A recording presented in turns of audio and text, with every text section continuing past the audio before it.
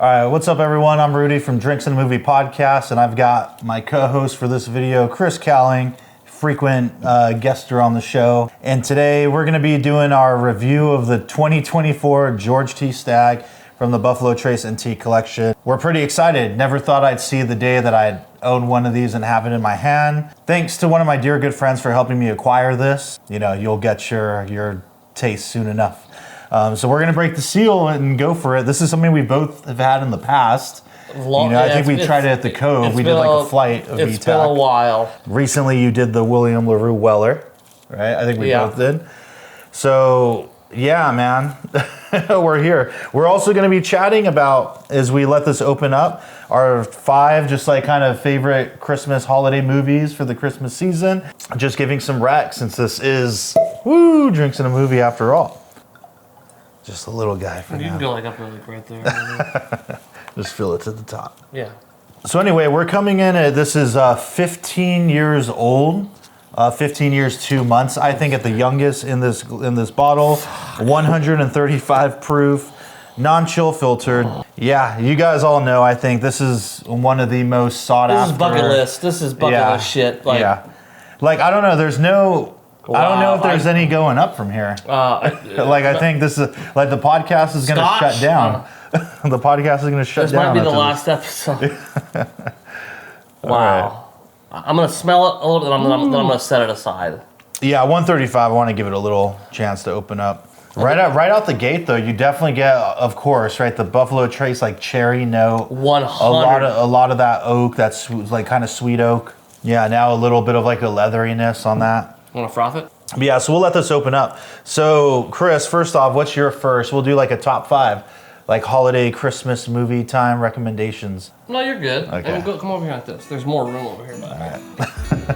All right. Get the bottle close to me. It's fine. Some of my selections are a little mainstream. Some of them are maybe a little less in the Christmas category. This one for me, the first movie, is very mainstream. And I think that the movie that always... I'm going to go a little backstory. I think for Thanksgiving, for the wife and I, it's always... I don't know why it's Thanksgiving. It's always the Harry Potter movies. Oh, okay, yeah. Like, that's Thanksgiving. I don't know why. It's Thanksgiving. But I think the first movie that, like, when we start to, like, decorate and start to do stuff at the house, it's Elf. Like, it's so quintessential Christmas, and I think the good vibes of Christmas. I think it's something we usually have on in the background. You can't see, like, there's the tree, there's a whole Christmas village over there, there's stuff everywhere in the whole house. But I think that's the first movie that probably hits the TV in this house.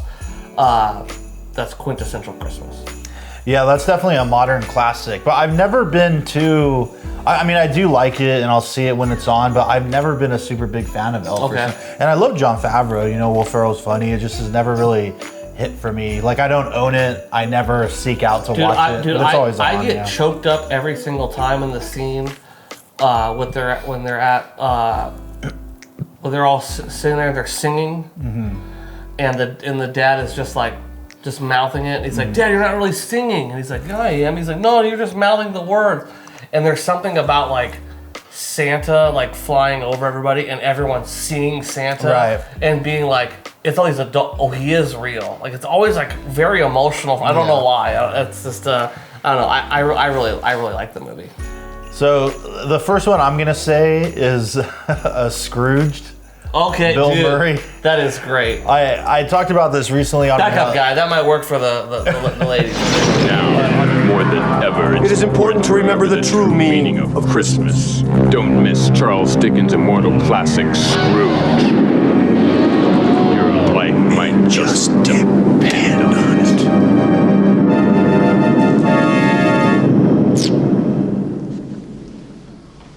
Not bad, huh? On the Real Generation Gap, which is another show that I co-host, we did a similar kind of episode, and I mentioned Scrooge, and yeah, I'm really kind of sick and tired of the Charles Dickens Christmas Carol, and there's so many renditions of it. And I feel like I could go my whole life never sing another version of it again, but Scrooge always hits. Bill Murray is perfect. That creepy Danny Elfman, la la la la la. Yeah. You know, that opening scene with like the Santa or fighting against terrorists, like in like a minigun and all that, is just brilliant. The whole movie's brilliant. And if anyone out there like hasn't seen that for some reason, or maybe happen to be a little younger and you didn't like grow up with it, then please go watch it. I remember it scaring me as a kid. There was creepy parts. What is the part? Is it? There's a guy that freezes to death too. Was it Ghost of Christmas Future? Is that like the like the death with all the weird. Yeah, that was because there's a part in the movie where it's like obviously someone like in a costume. Yeah. And then he's finally like in there with the guy. He's like, get off the gas. Might work with the whatever. Yeah. But when he like opens it up and it's like all those like ghouls and like, and he's just like, he's like, and he does it again. And he goes back. He's like, all right. That was the part as a kid. I remember being like, yeah, oh, this is scary. Yeah. I thought this was Ghostbusters. Next is a movie that I didn't appreciate until I started dating Mariah. Mm-hmm. It was something that was from her childhood more, and I had never seen it. And then finally it was like, hey, let's sit and watch it. And it's an older movie, so there are some moments where it's a little hokey, I guess you could say. But there's some moments that like really hit me hard, and it's White Christmas. I don't think I've seen that. That's like an older film, right? Like classic. Yeah, it's great. It's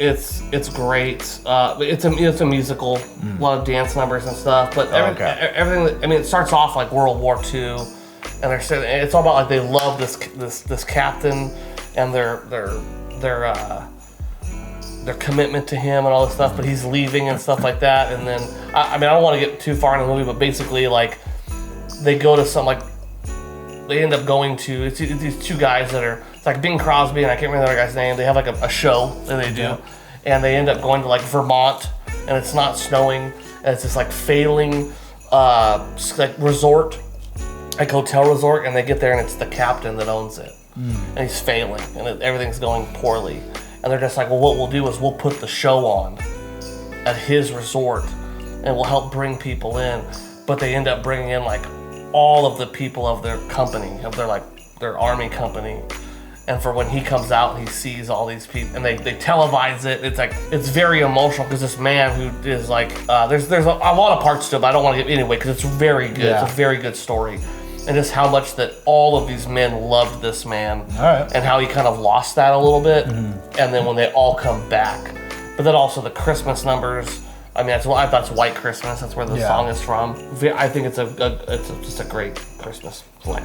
Yeah, I gotta check that out. That one I have not seen. It's really good. Ready to go for the taste now? See what's up? I think it's had enough time to kind of open up. Yeah, okay. Wait. Let's make sure we do it at the same time. Yeah, so still the cherry oak. I would say the cherry has calmed down a little bit. Yeah. More of the oak. I'm getting like a cherry chocolate bomb.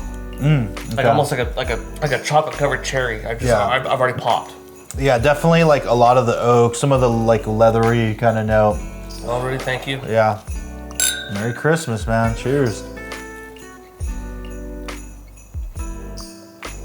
It's very viscous, very thick. The cherry follows through right away, right at the first hit for me. I'm gonna go a second sip, then I'll chat about it. It's getting a little acclimated. You couldn't have blinded me and told me this was 115. 135. 135, sorry. Yeah. I'm thinking about mezcal. In that case, even more. There's no way you could tell me this is 135. It's all flavor. It's like, it's still going. There's nothing here. There's nothing here like going like, oh, there it is. Nope. Wow, that's incredible. Yeah, it's consistent with the nose for me. Yeah. A lot of the oak, definitely like you get that cherry note. For me, it's a little more subtle. You get the vanilla, of course. That kind of for me like leathery, almost a hint of like a smoke note, just a teeny tiny little subtle bit. But for the age, it's so nice that there's not all this oak coming through. Yeah, and you can definitely tell that it is an older bourbon for sure. You know it's good when we're not talking. Yeah. Yeah, and the finish does linger a little bit as it should. I mean, it isn't as long as I would have expected and hoped. and what I remember in like a past version I've had before, but it's still good, of course. It for me, it drinks a little on the hot side, you know, just a little bit. It's good. I mean, it's still refined, man. Now I put that one back a little. Now I get some of that chocolate in this. I put that back a little faster. The other one, the first one I let it sit in my mouth for a while. God, just the aroma of it is so good. And just, you know, when you have your nose to it, but you like inhale through your mouth and not your nose, and you get some other different flavor. That second one, I got more of the burn, but I think I pushed that back pretty. I drank it normal. I think the first sip, I let it really sit in my mouth and like acclimate, and I let it go slowly.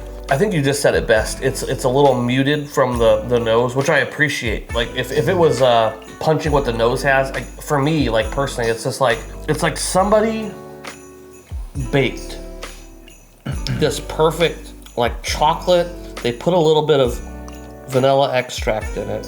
They covered a cherry, and then they let it somehow sit over by the fireplace while we were all having s'mores.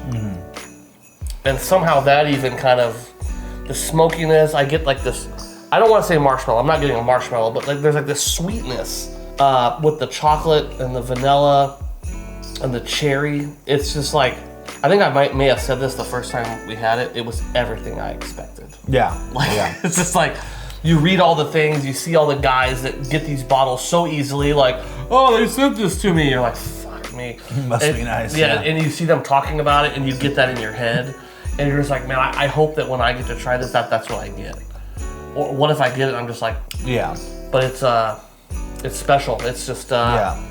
I'm having a moment again right now of like, I can't believe I'm staring at the bottle and that I opened it. You're taking it. I mean, you can leave it here. And I will say, so, you know, I had a friend help me acquire this, but yeah, this wasn't like a freebie or any kind of hookup, I'll tell you that. But there was a good deal on it, so I had to pull the trigger. And I'm very lucky that I was in the right place at the right time. It's been a really good year for me building up my selection. This is and now, but this is something that everyone is going for. This is like, and we were kind of joking earlier, but in a way, it's just like, man, yeah, like where do you go from here? It's like I could just Double stop. Eagle, very rare. Double Eagle, very rare, yeah. Or whatever the 25-year one is that they did for, or the Weller Millennium, that's like $27,000. Yeah, I guess there's still plenty, but yeah, it's crazy too, because of the BTAC lineup, if there was one I could get, if I had to pick one, and it would be between this and William LaRue Weller, right? Yeah. Like those are the top dogs for sure. And I would have picked this one. And it's crazy that like of all of them that I was able to nab this one. Because I was kind of like, all right, it's not going to happen until I'm making like 6 figures or something. You know what I mean? Until I'm like, because I'm like, believe it or not, everybody, I'm not like rolling like that. This might seem like that, but not at all. But I did think like, all right, the one that's like kind of attainable is Thomas H. Handy. Right? Yeah, which that's the one that's like which the I always cheapest. thought that'd be the first one you'd grab. Yeah. Rye. Yeah, for sure. And it that's usually like the cheapest one of the bunch. But which is the one I feel like I've gotten the most sips of. Well, yeah, the price was right though. God, the smell. But now I'm like, shit, I have to get all of them. I can't just stop here. I will say though, and I don't know if it's because I'm trying, like mentally, I'm trying to keep it subdued, but or maybe it's even the fact that I've had this before, not 2024, but you know, we've tried it before together a few years ago. Yeah. So we knew what we were in for. Like I remember we did this at the Cove side by side with Stagg Jr. Yep. I remember doing that, both of us. But I do have to say, man, I'm not getting, and obviously it's really great. We know that it's good. No regrets, 0 regrets. I'm probably gonna keep this seal until the next special occasion, you know. But it's not hitting me the way, and maybe it was the fact that it was my birthday and we're having a good time. But when we were at Jackalope and I had the Russell's Reserve, like single Rickhouse Camp Nelson F, and that was like, holy shit, this is the best thing I've ever had in my life. Maybe better than Russell. Like I had a whole thing going on. Like right now I'm not like that. I'm 100% having that feeling. And I think there's a lot of factors. Like number one, like you're allowing me to do it. You've brought it to my house. Yeah. You kept it hidden from me the whole time. Like a good surprise. Literally, I was like, "Want me to get some bottles out?" He's like, "No." I was like, "Okay, no problem. I won't touch your thing. Sorry." In this moment to this far in history, this is the best thing I've ever had, and it goes with so many different things. Like, I'll never forget this. Yeah. Like, we're sitting here next to my Christmas tree, like one of my best buds. You brought it. The fact that you're like, let's fucking open it. Because there's bottles you have that you ain't open it. I know. But maybe for Whiskey Christmas, and we might go live. But like, it's just like, man, we're sitting here, like we're doing it. Like, the fact that I feel like there's been so many posts that we've sent to each other over the time. Like, look at these motherfuckers. Like, yeah, no, for real. Just like, look at this guy. He's just like, he's doing a George T. Stagg and Coke. I don't know, this is something stupid. And like, I'll just never forget this moment of sitting here, like with the fucking snowman, like the fact that we were doing a tequila episode and you whipped it out and I walked off. Like, there's so many memories. Like, it's a quintessential moment, I think. Yeah. And, what are they? Core memory. Core memory. Or canon moment. Yeah. This canon moment. So I'm bummed that it's done. No, man, I feel like it completely, for me, it completely delivers to the hype. Yeah, no, I mean, and it is a banger for sure. Like, yeah, don't get me wrong. And again, it's crazy to me. Like, now I feel bad for the video because it's becoming like, oh, I can't believe I got it. But it's like, no, and I think I said this earlier. 100% a real. Yeah. Any normal person that is 99% of the world that is a fan of this spirit isn't getting a hold of this. Yeah. Like, when we even see it on the whiskey clubs or anything on Facebook, either this motherfucker has been saving up for months, or they have come across a wild deal, or they have gotten a club, which we've talked about, going in on a bottle. Right. You know, like, this is just, we used to sit at places and we used to see these bottles up on the thing and be like, that's unattainable. Yeah, right. Like, we can pay right now our, I don't know, I'm gonna say the wrong price, but we can pay that price to have a half ounce of it right now. And we can say we did it, and we had it, and we've had George T. Stagg, we've had William LaRue, we've had Eagle Rare 17, we've had all the other ones, we've had it. But it's different when it's sitting. Yeah, it's here. Because it's not like, flesh. Hey guy, can I take a picture of the bottle? Yeah. And they're just like, yeah, guy, your ribs are coming. You know? Your mashed potatoes are up next. You know, like, it's that barbecue place in Anaheim.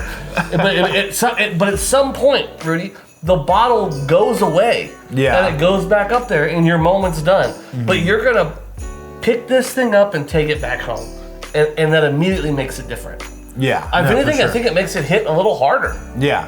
You haven't given me a second Christmas movie. Yeah, the second one. So this isn't a Christmas movie, but it's one that I saw a few years ago now at Christmas time in December.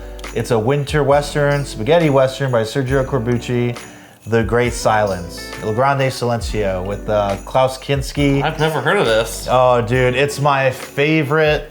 It is one of my favorites. I watch it every year now. If I wasn't here right now, that's what I'd be watching tonight. And after I saw it, Matt Lackey and I actually did it on the podcast. And I think we may have drinking like Knob Creek 18 for that. I think we had like something really good for that. Yeah, absolutely love that movie about like bounty hunters. It's super brutal, super gritty. It has a lot of the tropes and you think it's gonna go a certain way, but then Sergio Corbucci just pulls the carpet out from under you and is like, no, I'm doing my own thing. And it makes it extra special. So that's my second choice. So now we're on your number 3. Oh shit, I wrote a whole list down. My number 3, I'm gonna go with Die Hard. I know it's a huge debate if it's a Christmas movie or not. I even know that the main actor in that movie has gone on record and has said that it's not a Christmas movie. Well, Bruce is wrong. Yeah. It is a Christmas movie. There's literally a scene in a Christmas tree lot. In a Christmas tree lot? In Die Hard? Oh wait, I'm thinking Lethal Weapon. And I just feel like it's so like the Christmas party, like it's going all over the place. We've had too much to drink. It's just something that I like remember going back to a kid of just like. Yeah. It always felt like we were, probably because back in the day we were all on cable, and even though my parents, we were lucky enough to have like the HBOs and stuff like that, I just felt like it was playing so much more in the holidays. Yeah. And I saw it all the time. But it's just, I love the movie. Mr. Takagi will not be joining us for the rest of his life. Yeah, that would be my number 3 too. Like Die Hard, and I did that on season 1 of the podcast with a couple friends. It's a really funny episode. Go check it out. And yeah, I'm actually gonna see it next Monday at New Beverly. No shit. They're doing it the 23rd and on Christmas Eve. They always do it every year. I won't be in town. Yeah, they do it every year. So one day you gotta roll with me to go see it. But Down to the coast, we'll get together, have a few laughs. yeah, no, I think it's an amazing just action movie, amazing movie in general. I feel like I've said this 1,000 times. It to me is like a film school movie. I put it in the pantheon of like nearly like perfect films. Great pacing. Everything, not a wasted moment. Everything, like, it's a perfect movie, man. It's Welcome up to the there. party, pal. Yeah, Die Hard is really great. So that's gonna be my number 3 too. Ooh, Yeah. Brody. Okay, I have to go to number 4 then. Gotta go Christmas Vacation. Yes. Honorable mention for me. I might go see that this weekend actually. It was on when you showed up today. Yeah. I have a whole scene on my Christmas tree that I'm looking at what my wife got for me. I just feel that Chevy Chase is that quintessential dad on Christmas, trying to make everyone happy, but loves the Christmas thing. Like, something I always remember in the scene of the movie, and I take it to heart whenever we do Christmas things. There's a moment where like they're laying in bed and he's in his like dinosaur pajamas. Yeah. And his wife says, "Oh, my mom called," and she says they're coming for Christmas now too. So it sounds like maybe only his family was coming. Yeah. And his reaction is he just goes, "That's fine, we have the room." Mm-hmm. And she goes, "Are you really ready? Because your mom is gonna accuse my mom of this. Your mom's gonna accuse my mom of waxing her upper lip." And he's like, "Your mom waxed her upper lip?" She's like, "Yeah, for years." Yeah. But there's just this thing where he's just like he literally says like, "It's Christmas. Yeah. Like we need everyone here." Mm-hmm. And I think that there are things that annoy us sometimes about family. Like we've known them the longest out of anybody, you know. And it's just stupid things, ridiculous things, because it's been so long. And I feel like that's such a moment in that film where he's like, "No, it's Christmas. We need to all be together." And even when they show up, it's just like the doorbell's ringing and everyone's just like, "Oh shit, the doorbell's going off." Yeah. And then the moment him stuck in the attic and he's just sitting there watching the film, he's happy. Yeah. That moment gets me kind of emotional when he's watching like the footage of him as a kid. It's funny because he has these moments where he's just like, "I love this so much," and then it immediately cuts to like Uncle whatever his name just doing something like or is his father-in-law like the tree sucked anyways. Like it's just like the best. Yeah, those little lights aren't twinkling over there, Clark. It's something that I love the movie, and sometimes I find myself watching it when it's not even the holidays. I think it's a good film. I just think it's a great story of a man that loves the holidays, and he has a picture of it in his head, and he wants everyone to be happy through the holidays, despite whatever they bring to the fucking table. He still believes that we're all doing this thing and we have this spirit and we're lucky to have each other. I love that. That's really well said. Yeah, I love the flick. Yeah, no, that's a great one. That's up there for me too. That's a yearly watch, and there's a few years in a row where New Beverly double featured that and Scrooge together. Really? So I went like 3 years in a row. This year they're doing Christmas Vacation and Ernest Saves Christmas. Yeah. Shit. No shit. I was just gonna do it and see if he was just like, yeah. you know what I can say, you know. And you just drop it right now. I would. My grip is so fucking. I'm gonna say next. I'm gonna do like a 2-for-1 here. I'm gonna cheat and do a 2-for-1. So one's a Christmas movie. It's your show. The other one is another movie like The Great Silence that I saw several years ago, at like Christmas time. So now it feels right to watch it in like the month of December. Okay. So that is Jingle All the Way. There's a Christmas one. Oh man, classic. Love that movie. I made Brian watch it. Good. Did she like it? Yeah. She'd never seen it? No, she'd never seen it. Oh man, dude, Turbo Man, it's so good. And Phil Hartman is just great. Obviously Arnold put the cookie down. Sinbad kills it. Sinbad. And I was lucky enough in 2013 or so to work when I was actually working doing video shit. I got to work with Sinbad for a weekend in Vegas covering the SEMA show. Yeah, and it was one of the coolest. SEMA, that sounds badass. It's like the whole car. 100%, yes. Yeah, no, it was. I'm not super into cars, but it was pretty sick. Yeah, I was there for like 5 days. It's hard to get in there. Yeah, it got tiring real quick, but got to work with him for like 2 or 3 of those days, and he was such a cool guy, man. Really? And so now anytime I see us like House Guest or any movie that has Sinbad, yeah, that's a classic. I got to find a Blu-ray if they exist. You did a deep cut House Guest, Jesus. Dude, and he was just such a cool guy, and he's one of those people that what you see is what you get. Really? Like he doesn't put on a character, and it's not like the comedian, and then when you meet him in real life, he's like a different person. Like that's literally him, and like how he is on stage and in the movie is just him in real life when you're talking to him. But he was super cool and down to earth, and so now it has like an extra special place in my heart when I watch it, because I've got to hang out with him backstage. Right. But yeah, I love that movie. Just this whole idea of them going for the toy. And well, it's also a great representation. It's like a social commentary. Yeah, for someone that worked at Best Buy for 12 years, like that's how it is. Yeah. Like straight up how it is, It could be just a Blu-ray player or Turbo Man. Yeah. Yeah, shit. Yeah, you've shared some horror stories before. Yeah, I've seen some shit.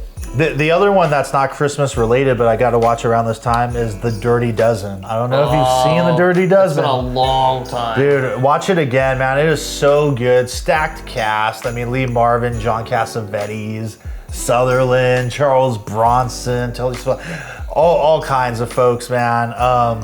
I just loved it. I remember seeing that movie, and I fell in love, and I watched it a few times, like that same month, and I need to get a Blu-ray, so I got to get that. But The Dirty Dozen, if you have not seen it, people, go back and watch it. It is just such a fun movie. Jim Brown, man. Jeez. Yeah, and then you realize how much like Inglourious Bastards was really influenced by that film, and obviously then it's like, oh, the Suicide Squad is like a rip-off of this. Of course, that makes sense. The good Suicide Squad. Yeah. Just the idea, Right.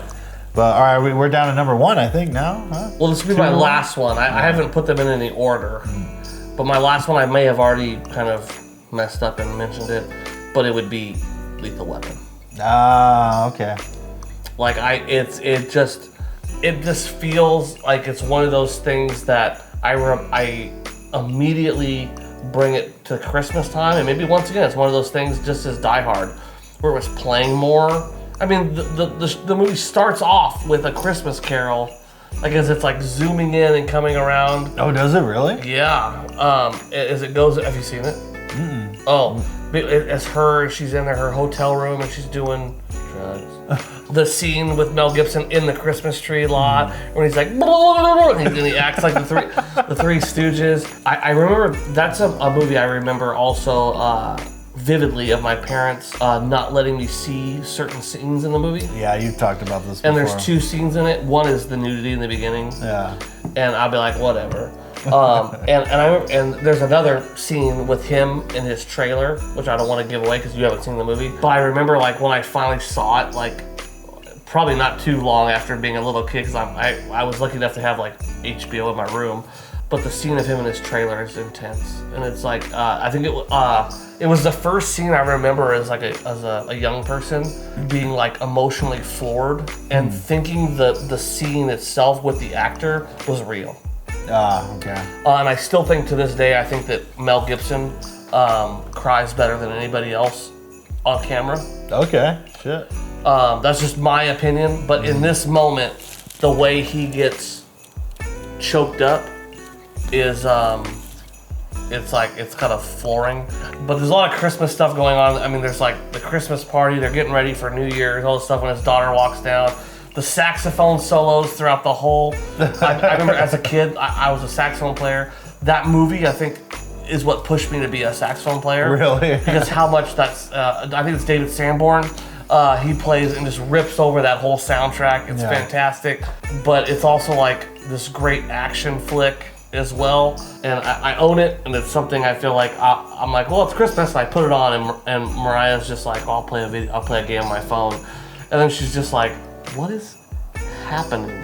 But I feel like it's something that I will always associate with this time of year. I mean, before you leave, I'll play the opening, not the opening scene, but the opening like credits. Yeah. So you can see that it's like, it feels Christmassy. I really need to watch that movie, and it's been on the list for years. And I know we've talked about it numerous times. It always comes up. Number one, I don't think there's a dull moment in the whole movie. Mm-hmm. It's just, I think it's great storytelling. I think it's a great fucking flick. That's what's up. Yeah, and it's also like it's this one cop who has this family, and he's super tied in, and they love him. And Riggs shows up, and it's what he never got. Because of whatever. Yeah. And the way the movie pans out, sorry, it's very Christmassy, is how Murtaugh's family takes Riggs in. Okay. And he becomes, and it plays even more into the other movies. Okay. And it basically becomes like Uncle Riggs. Yeah. And literally, that's how kind of the, spoiler, that's kind of how the movie ends. It's just like, get your ass in here. Yeah. And and you're like, oh man, he's like, Riggs finally found a place. Yeah. Huh. It's just really, really good. I dig that. Yeah. Dang. Well, I'm gonna have to say my last pick, number one, is Bob Clark's. Showgirl. Oh. Bob Clark's Black Christmas from 1974. So this is the 50th anniversary this month, December 20th. I think I saw that in like a queue. I hope so. It's a great movie. It's a horror masterpiece. Yeah. There is no Halloween or Friday the 13th or any of that shit without Black Christmas. It really kind of sets up the stage for everything to come. Okay. And, you know, he would go on to direct A Christmas Story, which is one of the, if not the most iconic Christmas movie of all time. But I still think Black Christmas is his masterpiece. It is. I was watching it last night. It's always inspiring. It's ahead of its time. He builds suspense so well. Use of shadows and lighting. No wasted moment. The characters, you know, are worthwhile. I love Olivia Hussey as Jess. Margot Kidder is great. Oh, shit. You know, the mystery of who the killer is great. The POVs, all of it. The alcoholic, you know, dead mother of the sorority house is hilarious. You see how he has like the humor and the comedy side down, and he weaves it in so perfectly with like the horror movie element of it. And he's just such a talented director, and it's one of my all-time favorite movies. Not even just like Christmas time. Yeah, it's one that is just very, very inspiring to me. And yeah, That's good. yep. So yeah, that's that. Everybody, I mean, check it out if you watch some of those movies, and have a happy holidays and a Merry Christmas and all that good stuff. And we're gonna put this away now. I knew it was coming. All right, cheers. Happy holidays.